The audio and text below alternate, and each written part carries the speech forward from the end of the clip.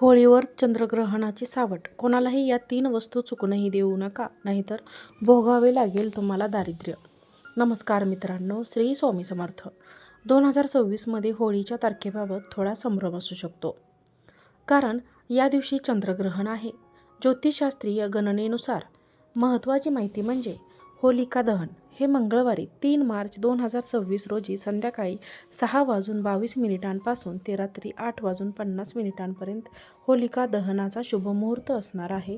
बुधवार 4 मार्च 2026ला असणार आहे. 3 मार्चला चंद्रग्रहण असल्याने काही सूतककाळ असल्याने मुख्य रंग खेळण्याचा सण हा 4 मार्चला साजरा करणे शास्त्रोक्त मानले जात आहे. 2026मध्ये 24 फेब्रुवारी 2026 पासून होराष्टकमचे प्रारंभ झालेले आहे.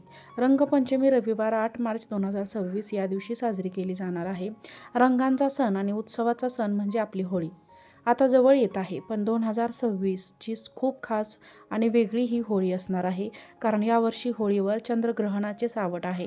नेमकी कधी साजरी करायची, शुभमुहूर्त कोणता आपण बघितलेला आहे. आणि आता त्याचबरोबर या दिवशी आपल्याला काही महत्त्वाच्या चुका ज्या आहेत त्या टाळायच्या आहेत, काही उपाय करायचे आहेत. त्याबद्दलची संपूर्ण माहिती आजच्या या व्हिडिओमध्ये मी तुमच्यासोबत शेअर करणार आहे. त्यामुळे हा व्हिडिओ स्किप न करता शेवटपर्यंत नक्की पहा. आणि चॅनलवरती जर तुम्ही नवीन असाल तर चॅनलला सबस्क्राईब करून कमेंटमध्ये जय लक्ष्मी माता लिहायला विसरू नका, जेणेकरून माता लक्ष्मीची तुमच्या कुटुंबावर, मुलांवर अगदी भरभरून अशी कृपा होईल. हिंदू पंचांगानुसार दरवर्षी फाल्गुन पौर्णिमेला आपण होळी साजरी करतो. 2026मध्ये पौर्णिमा तिथी 2 मार्चला संध्याकाळी 5:55 सुरू होत असली तरीही 3 मार्च संध्याकाळी 5:07 संपत आहे. ते 3 मार्च दुपारी 3:30 ते संध्याकाळी 7 वाजता या काळात चंद्रग्रहण असणार आहे. त्यामुळे शास्त्रानुसार यावर्षी होलिका दहन हे 3 मार्च 2026ला संध्याकाळी केले जाईल. हे करण्यासाठी यावर्षी खूपच मर्यादित आणि शुभ वेळ उपलब्ध आहे. 3 मार्च 2026 वार मंगळवार संध्याकाळी आपल्याला होळी जी आहे तर त्याची पूजा करायची आहे. या वेळेत पूजा अत्यंत फलदायी मानली जाते. या दिवशी मनातील सर्व नकारात्मक ऊर्जा होळीच्या अनेक वेळी जाळून नवीन ऊर्जांनी सुरुवात करायची असते. होळी म्हणजे केवळ रंगांची उधळण नाही, तर हा वाईटावर चांगल्याचा विजयाचा सण आहे. फक्त प्रल्हाद आणि रक्षण आणि उल्का दहन ही कथा आपल्याला सत्याचा मार्ग दाखवते. महाराष्ट्रात कोकणातील पालखी उत्सव आणि पुरणपोळीचा नैवेद्य या सणाची शोभा वाढवतात. यावर्षी 4 मार्चला आपण एकमेकांना रंग लावून हा सण आनंदाने साजरा करणार आहोत. 2026मधील हे पहिलेच चंद्रग्रहण असले तरी हे चंद्रग्रहण खग्रास म्हणजेच पूर्ण चंद्रग्रहण असणार आहे, ज्यामुळे पृथ्वीची सावली चंद्राला पूर्णपणे झाकून टाकते. ग्रहण सुरू होण्याची वेळ म्हणजेच ग्रहणाचा स्पर्श हा दुपारी 3:30 आहे.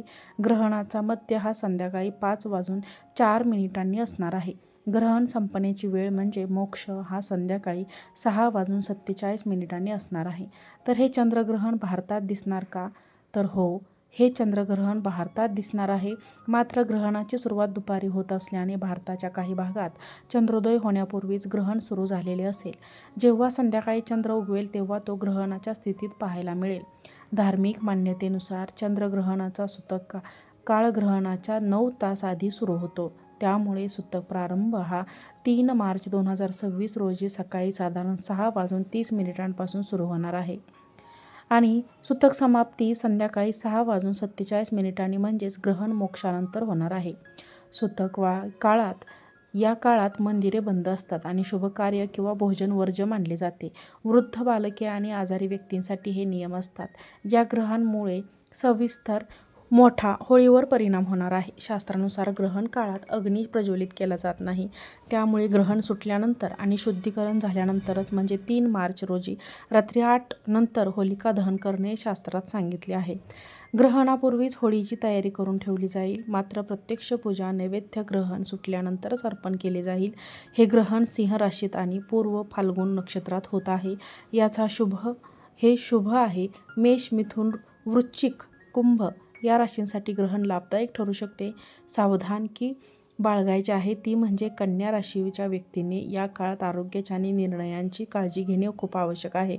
या दिवशी काही महत्त्वाच्या चुका ज्या आहेत ज्या आपल्याला टाळायच्या असतात ते म्हणजे सर्वात पहिलं म्हणजे भोजन करणे टाळावे.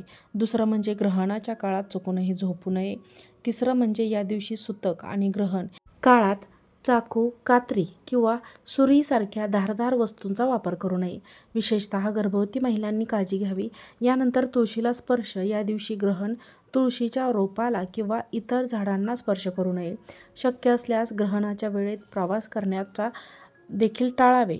बघा, सर्वात महत्त्वाची चूक म्हणजे ग्रहणाच्या वेळेस संध्याकाळी 6:47 होलिका दहन करणे.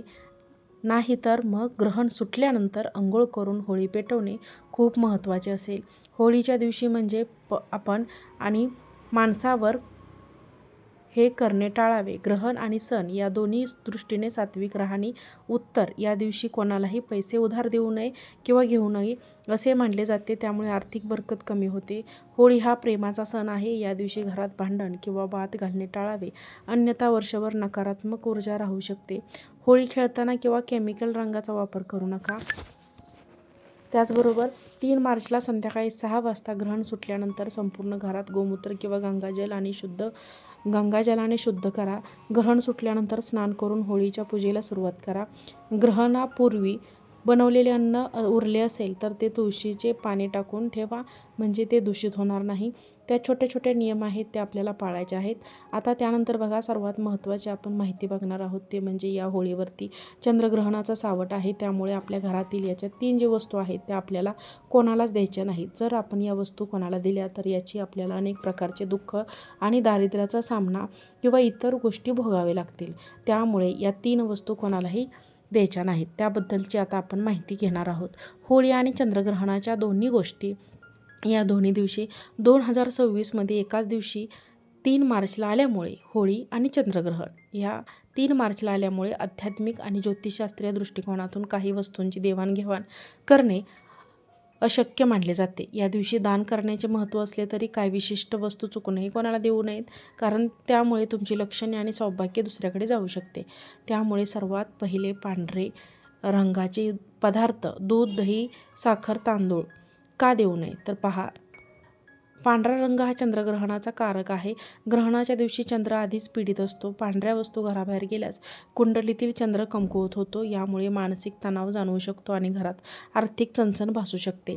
त्यानंतरची दुसरी वस्तू आहे ती म्हणजे पैसे, तेव्हा कर्ज. होळीच्या दिवशी लक्ष्मीचे आगमन मानले जाते. या दिवशी घराबाहेर पैसे दिल्यास तुमची पारख दुसऱ्याकडे जाते. या दिवशी दिलेले कर्ज लवकर परत मिळत नाही आणि घरात दारिद्र्य येण्याची शक्यता असते. म्हणजे मीठ हे नकारात्मक ऊर्जा शोषून घेणारे मानले जाते. पण सणाच्या दिवशी मीठ कोणालाही दान केल्यास घराची सकारात्मक ऊर्जा निघून जाते. घरातील सदस्यांमध्ये विनाकारण भांडणे आणि कलह वाढतात. त्यानंतरची पुढची जी वस्तू आहे ती म्हणजे वापरलेले कपडे किंवा दागिने. ज्योतिषशास्त्रानुसार आपल्या कपड्यांमध्ये आपली ऊर्जा असते. ग्रहण काळाची ऊर्जा संवेदनशील असते. तुमचं भाग्य दुसऱ्याकडे हस्तांतरित होऊ शकते आणि तुमच्या प्रगतीत अडथळे येऊ शकतात. यानंतर पुढची जी वस्तू आहे ती म्हणजे सुई, कात्री आणि धारदार वस्तू. या वस्तू राहू केतूच्या प्रभावाखाली मानल्या जातात. ग्रहणाच्या दिवशी याचा वापर किंवा व्यवहार केल्यास नकारात्मक ऊर्जा वाढते. नातेसंबंधामध्ये दुरावा येऊ शकतो. त्यामुळे या वस्तू चुकूनही आपल्याला कोणालाही द्यायच्या नाहीत. मित्रांनो आणि मैत्रिणींनो, वरील व्हिडिओ तुम्हाला आवडला असेल तर व्हिडिओला लाईक करा. चॅनलवरती नवीन असाल तर चॅनलला सबस्क्राईब करा आणि हा व्हिडिओ जास्तीत जास्त लोकांना शेअर करा. श्री स्वामी समर्थ. जय जय स्वामी समर्थ.